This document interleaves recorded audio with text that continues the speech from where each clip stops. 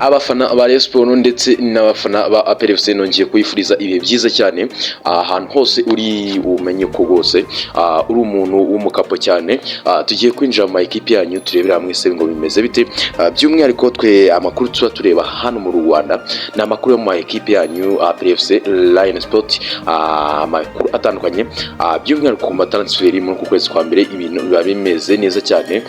Abakinyi bashobora gusohoka muri Rayon Sports se bimeze bite, ese perezida wa Rayon Sports yatangaje iki ku bakinyi barimo barashakishwa hagati ya Aziz Basane, Muhire Kevin, Faringanye kabisa. Turaza kumva ibyo uwe yibwiriye bamwe mu bantu bamuri hafi kabisa. Turaza kunyarukira muri APR FC, turebe se APR FC abakinyi ko mubona ko APR FC isa nk'ituje muri iyi minsi nyuma yuko abakinyi expectingaga ko bashobora gusohoka bakayivamo byagoranye kabisa, byamugoranye. Turaza kuranga se APR FC kugendana na transfer ese iracyariho, ese bimeze bite nyuma yuko rwose APR FC yari ifite gahunda yuko igiye gusura abakinyi batandatu ubundi ikinjiza abandi byibuze batatu. Muri abo bakinyi bakaba bamwe barinangiye rwose baranze kuba basohoka muri equipe ya APR FC. Turinjiramo Zandani Mane Nijuru, turareba se Pichu umukinyi, bamwe mu bakinyi batangiye imyitozo kabisa ba mbere. Turareba ngo bimeze bite, ese umutoza Darikonovic umusore Pichu yamubonye gute, ni nyuma yuko yari yamwifuje akabwira bamwe mu bayobozi ko agomba kumuzana. Ibyo byose turabinyaruka kamo ndababwira amafaranga umusore Adababa yuko bashaka kumutangaho ajyanwa i Burayi. Ayose nayo turafite. Icyo usabwa ni ukurangiza video ukayireba yose ukayirangiza utuje uri gukora utuntu twawe neza cyane. Birashoboka ko waba uri mu kazi, birashoboka ko waba uri gukora utundi tuntu tandukanye, ushobora gufata phone ukayishira hasi ukaba wiyumvira ese bimeze bite. Ido nido rwose ni wihutisha video. Muri video haba harimo ibintu byinshi cyane bitandukanye, amakuru ingenzi atandukanye. Ubwo reka dubaje kuba twatangira. Ndagira ngo twifatanye twese nk'abafana ba APR FC, abafana ba Rayon Sports, twese dukande subscribe kuri iyi video ubundi bigende neza cyane. Reka dufate amasegonda agera ku 10 ubundi dukande subscribe ubundi twikomereze na video yacu neza cyane.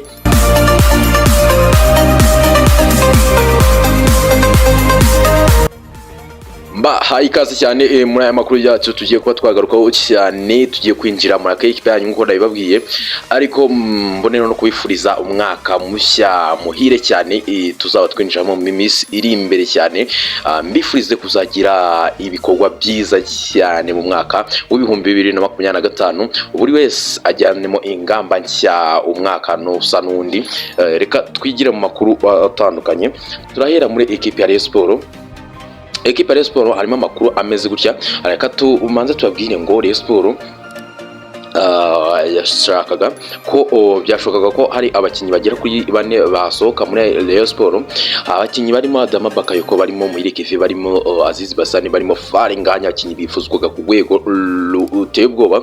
Ariko aba bakinyi Rayon Sports ni nyuma yuko irebye ko ikabona ahashize imyaka igera kuri 5 idatwara igikombe cya shampiyona, ubuyobozi buriho bagiye ku meza baraganira, baravuga bati aba bakinyi bashaka gusohoka muri Rayon Sports nizo nyingi za mwamba dufite, nizo zahabu dufite.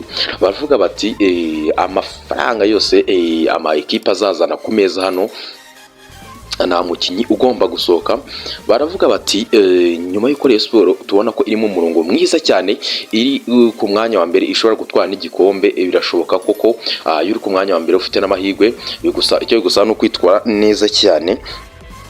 Baravuga bati twebwe ikintu tugiye gukora ni ukugumana equipe yacu muri kwa mbere nta mukinyi ugomba gusohoka. Niyo mpamvu Rayon Sports ku bintu bigendanye na transferi yahise ko ibigendamo gahoro cyane, ariko bitakuyeho ko ishobora kuzana abakinyi. Ariko nyuma y'uko Rayon Sports expectingaga ko Faringanye ashobora gusohoka, ariko baje kubiganiraho babona ntago ari byo. Bavuga bati Faringanye we baramwegeye baramuganiza bamubwira bati Faringanye ubundi amakipe menshi yo muri Tunisia yaramushakaga. Saudi Arabia mu cyiciro cya kabiri Faringanye watangagaho ibihumbi 80 by'amadolari, ahubwo ni miliyoni 100 z'amanyarwanda, wenda ukubise kuri average. Faringanye baramubwira bati Faringanye waje ufite imvune turakwihanganira. Ubwo ni perezida wari urimo umuganiza, ababwira bati waje ufite ikibazo cy'imvune turakwihanganira turakuganiza. Ubu ngubu magingo anga umeze neza muri shampiyona, ufite ibitego 8 kandi ntabwo watangiranye nayo, birashoboka ko waza soza shampiyona ufite ibitego 10 wenda na 5. Baramubwira bati tekereza twatwaranye igikombe, ufite uri top scorer wenda muri shampiyona y'u Rwanda, uratekereza amafaranga baguha angana ate? Perezida niko arimo amubwira.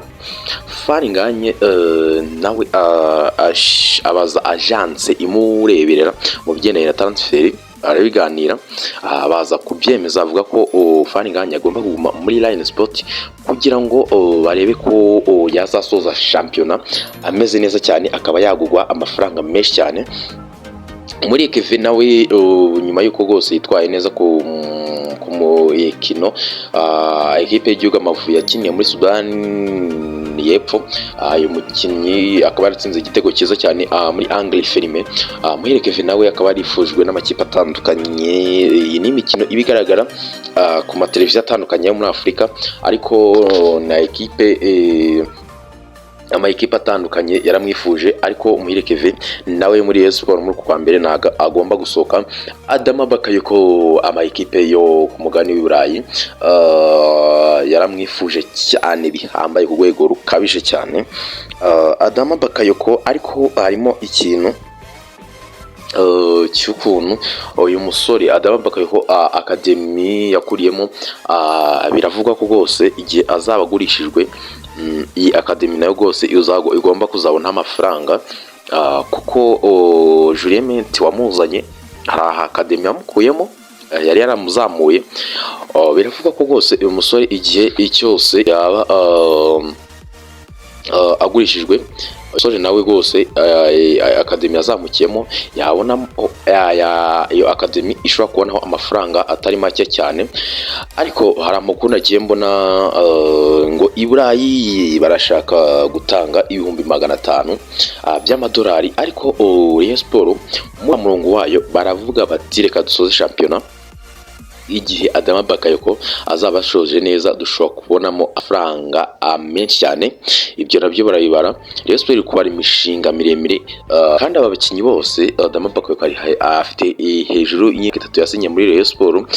Faringanye afitemo imyaka 2, abakinnyi bose bafite igihe kirekire basinye, ubona ko Sport ishobora kuzabonamo Rayon Sport izabara ko ishobora kubonamo amafaranga menshi cyane abakinnyi igihe baba basoje uyu mwaka, mu gihe baba batwaye igikombe kabisa, ngo byaba ari avantage ikomeye cyane.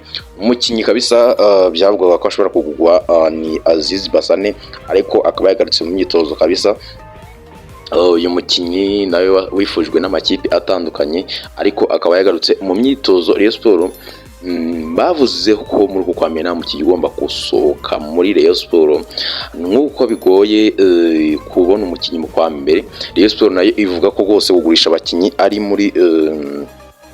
mu kwezi kwa gatandatu, cyangwa se hariya mu gihe cy'impeshyi kabisa, mu gihe abakinnyi baba barimo basohoka abandi binjira, Rayon Sport nibwo ishobora kuba yasura abakinnyi. Ariko andi makuru, Rayon Sport transfer Rayon Sport iri kunegosiya n'abakinnyi batandukanye, irimo irashaka nimero 9 ndetse n'umuwinga umwe, byibuze average byibuze ibonye nimero 9 ufatanya na Faringanye akaza kumuhaba icyo bita competition.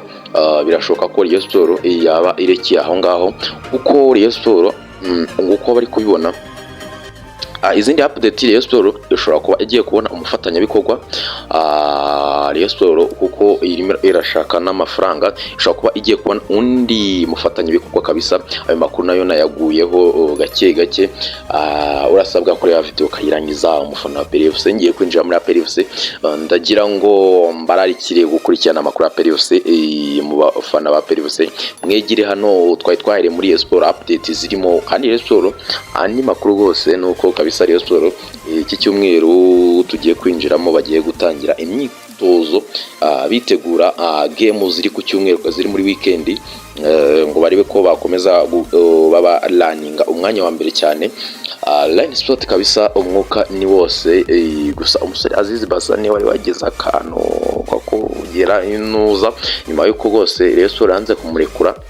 Ariko Rayon Sport rwose baravuga bati Rayon Sport imaze igihe kinini twara shampiyona. Urebye aba bakinyi baramutse bayivuyemo urabona ko gutwara igikombe byabigoye. Reka twitereke twigire muri APR FC. Abafana APR FC mwegire hano amatransferi APR FC ari nego aba manayisi nijoro. APR FC ndashaka mwese mukandi subscribe, nongere guha nikaza abantu bose bataka batari bageze kuri channel bwa mbere batari bakanda subscribe. Mwegire hano twinjiye muri APR FC harimo amakuru zandani transferi APR FC abakinyi bose yifuza, nkuko nari naberetse kuri thumbnail cyangwa se ya foto yo kuri YouTube channel. Tugiye kureba APR FC byibuze ese mu gihe nyuma yuko bamwe mu bakinyi bespectingaga ko bashobora gusoka mu kibyanze kubasoka, ese bimeze bite muri APR FC? Tugiye kwinjiramo.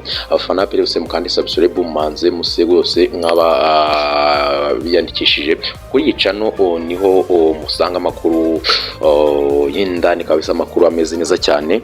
Ariko twinjire muri APR FC. APR FC yagerageje ku bakinyi batandukanye muri uku kwezi kwa mbere. Birasa nkaho APR FC ishobora kutagura abakinyi batatu kuko yabitekerezaga. APR FC yagerageje ahantu hose atandukanye ku bakinyi batandukanye, ariko ahegeze hose basanga amafaranga igiciro kiri hejuru, kuko kugira ngo ubone umukinyi mu kwezi kwa mbere biba bigoye cyane. Iyi merikato yo kwa mbere ntago amayikipe akunda gukura abakinyi ngo bigende neza cyane, kuko abakinyi bahenze. Already abakinyi ubusanga bahenze cyane, kuko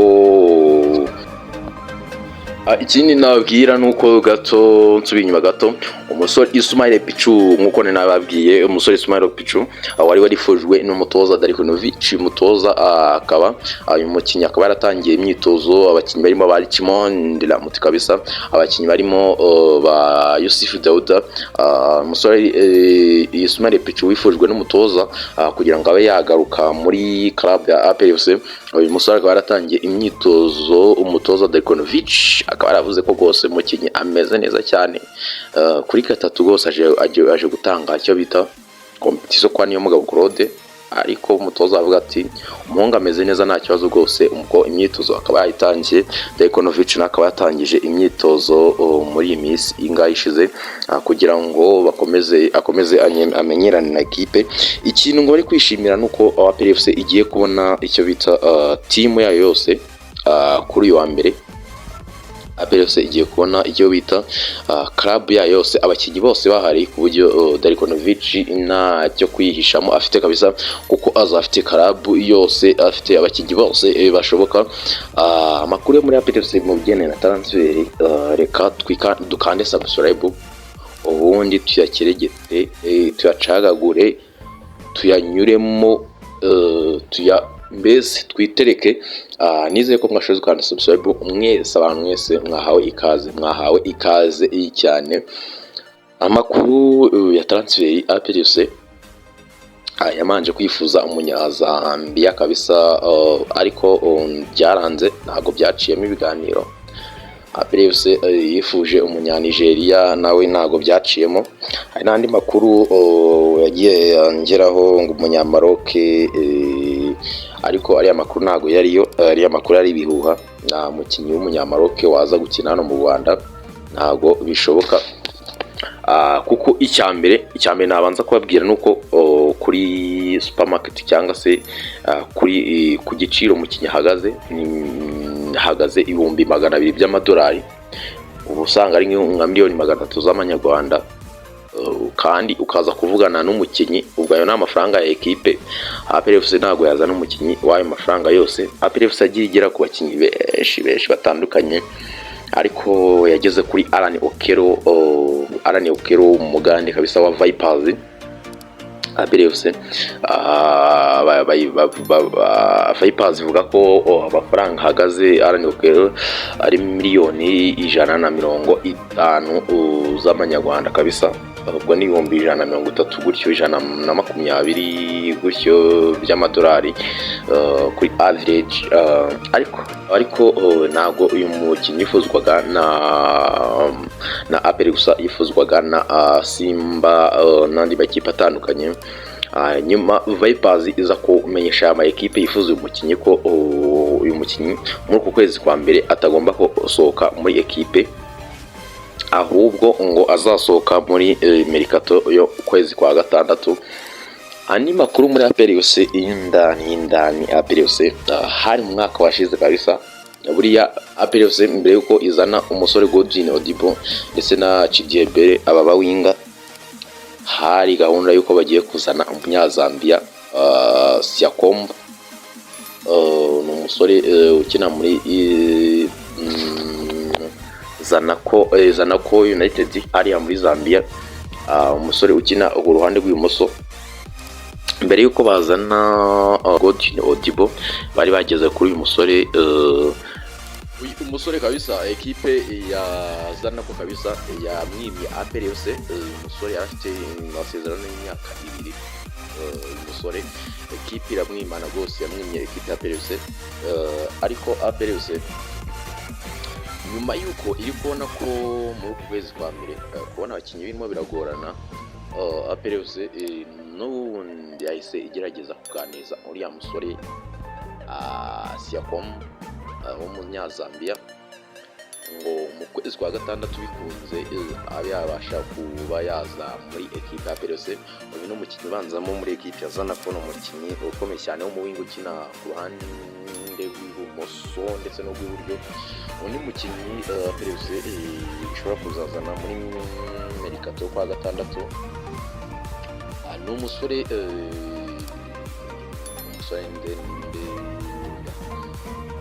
ndera mbabwire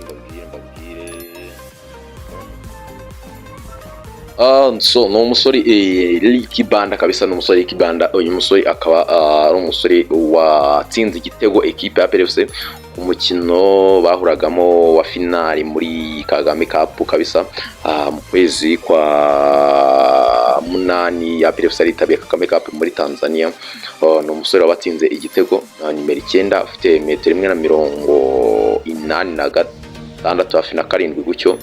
Uyu ni umusore ufite imyaka iri hagati ya 23, ariko niyo myaka iri ku byangombwa muri Afurika, imyaka bari ibindi. Umusore Siakomba afite imyaka 26. Aba basore biravugwa ko bose bashobora kuza muri APR FC muri mercato kwa gatandatu, kuko APR FC muri ukwezi kwa mbere nimuzatungurwe. APR FC itinjijemo abakinnyi batatu nkuko bari barabiganiyeho n'umutoza, ko iri soko ryo kwa mbere riragoye kubona abakinnyi. Ariko ekipe ya APR FC icyo nabwira abakunzi ba APR FC, mukande subscribe mugeza no muri bashya. Icyo nabwira abakunzi ba APR FC, ikibazo gihari muri APR FC cyambere na mbere nabwiye ngo APR FC ikibazo cyambere gihari n'abakinnyi banze gusohoka byuzezwe, ko hasohoka batatu bonyine, getiza n'abandi batatu abanyamahanga nibakomeze kwa benshi cyane muri APR FC. Ariko APR FC byibuze irashaka bawinga. APR FC iri kugenda runono muri minsi, iranatuje. Hari inama rwose APR FC iteganyijwe muri iyi minsi, bakabiganiraho n'abacamani n'iki bakabareba uko bimeze. Gusa hari abantu hirya no hino baba agent barimo barayihigira abakinnyi muri uku kwezi kwa mbere, ntibishobora gukunda APR ikaba yazanamo abakinnyi babiri hagati ya 2 na 3, ariko APR cyarimo ikibazo rwose. Muzatungurwemo na APR muri uku kwezi kwa mbere itaguza abakinnyi, nyuma yuko rwose APR hatagize abakinnyi na bake basohoka, nabyo rwose ngo byaba ari ikindi kibazo, kuko APR burya mu kwezi kwa mbere ntabwo igura abakinnyi. Umuntu ubyibuka nambwira APR igeruka kugura abakinnyi mu kwezi kwa mbere, buriya biba bigoye cyane, nuko babonye Rayon Sports iri seriye cyane, bakabona ko Rayon Sports ari ikipe nayo iri mu kazi, iri seriye bikomeye cyane. Ubwo bituma mbere yose nayo ivuga ati birakomeye, bituma bakanguka. Icyo nabwira rwose nuko APR rwose ni umutoza ari wabwiye ati, ariko umutoza Darkonovic nawe yabakubise umwataka APR ngo baganire. Witonde APR umutoza Darkonovic nyuma yuko APR abonye ko APR kubona umwataka muri Afurika mu ekipe atandukanye, APR umutoza Darkonovic abakubise umwataka. Bashobora kuba bagiye kuganira ruruno kabisa, bakareba ko uyu mwataka yaza. Tuzatubabwira ibigendanye n'uko situation zihagaze, wowe urasabwa gukurikirana video tukareba uko bimeze. Ariko icyo nakubwira nuko umutoza Darkonovic nawe yabwiye APR ko afite umwataka ashobora kuba yabahereza, ubundi bikaba byagenda neza. Urasabwa kuzajya ukurikirana amakuru yose nizere ko kandi subscribe kugira ngo rwose ube uri hano neza cyane. Reka duvemo kabisa, reka twikomereze, reka dusoze amakuru yacu tubabwira ngo credit y'ukuri mwaka subscribe ku muntu wese akanze subscribe nihereze muhaye ipeti kabisa, kanshira akaboko ku gahanga muvuga ati muhaye ipeti, muhaye icyo bita akaboko rwose ndakamanitse. Reka mbifurize kugira ibihe byiza cyane nkuko twatangiye. Nababwiye ngo uyu mwaka ugiye kurangira ntuzawuhuze n'uwo uzatangira, uzakore bitandukanye n'ibyo wakoze mu mwaka wabanje, kandi akora bizabe ari ibintu byunguka, bifite icyo bita bigushira ahantu heza cyane. Ciao kabisa.